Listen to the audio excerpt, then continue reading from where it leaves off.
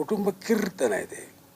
कुटुंब कीर्तन म्हणजे कुटुंबात असलेली किरकिर प्रत्येक कुटुंबात असते. म्हणजे सगळं म्हणजे अगदी हसत खेळत सगळं आयुष्य चाललं आहे असं कधीच होत नाही.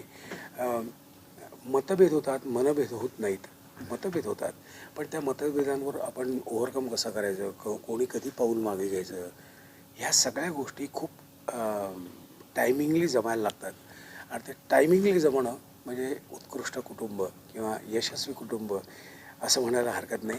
तर ह्या नाटकात हेच आहे. हे नाटक संकर्षणनेच लिहिलेलं आहे. मला असं वाटतं की त्याचं हे चौथं नाटक आहे. म्हणजे तू म्हणशील तसं नियम वाटी लागू, त्यानंतर मी केलेलं सारखं काहीतरी होतं आणि हे चौथं. आणि मला आनंद आहे की टप्प्याटप्प्यानं तो जरा हळूहळू चांगलं लिहायला लागलेलं आहे. मुळात कलाकार म्हणून मला असं वाटतं की लेखक किंवा लेखन किंवा संहिता चांगली असेल तर कलाकार म्हणून आपल्याला काम कमी करायला लागतं, नाही का. टायमिंगनी वाक्य बोलायला लागतात. म्हणजे माझ्या अंदाजाप्रमाणे माझ्या करिअरमध्ये आलेलं 4 दिवस प्रेमाचे मतकरींचं किंवा सबनीसांचं गेला माधव कोणीकडे किंवा लिखुरी उदंड झाली, लग्नाची बेडी, चांगली चांगली नाटकं लिहिली गेली तर आम्हा कलाकारांचं काम कमी होतं, टायमिंगने बोलावं लागतं.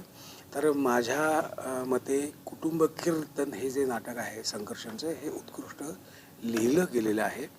आणि कलाकार पण छान छान आहेत. तन्वी मुंडली पण आहे, अमोल कुलकर्णी पण आहे. तर ही सगळी म्हणजे कास्ट जरी 4 असली तरी धमाका मोठा आहे. त्यामुळे सर्व रसिकांना विनंती आहे की हे नाटक न विसरता बघावं. 21 तारखेला त्याचा शुभारंभाचा प्रयोग आहे नाट्यसंकुलमध्ये. हा जो सेट आहे हा नाटकाचाच सेट आहे आणि नक्की बघा. आनंद होईल तुम्हाला, मज्जा येईल आणि यू विल एन्जॉय. आणि नेहमीची कॅरेक्टर्स नाही आहेत. म्हणजे 9 to 6वाला त्यात नवरा नाही आहे किंवा 9 to 6वाली मुलगी पण नाही आहे, 9 to 6वाली आई पण नाही आहे.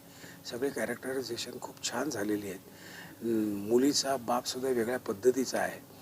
त्यामुळे कॅरेक्टरायझेशन्स चांगली झाली तर मजा येते. जसं 4 दिवस प्रेमाचेमध्ये 7 सीन्स होते, मतकरीने लिहिले होते. आणि प्रत्येक जो स्किट होता, आपण स्किट म्हणूया त्याला, 20-20 मिनटाची स्किट्स होती. त्या 20-20 मिनटाच्या प्रत्येक स्किटमध्ये प्रत्येक कॅरेक्टर वेगळं होतं. तसं या नाटकातली प्रत्येक कॅरेक्टर्स त्यांचं कॅरेक्टरायझेशन अतिशय उत्तम झालेलं आहे.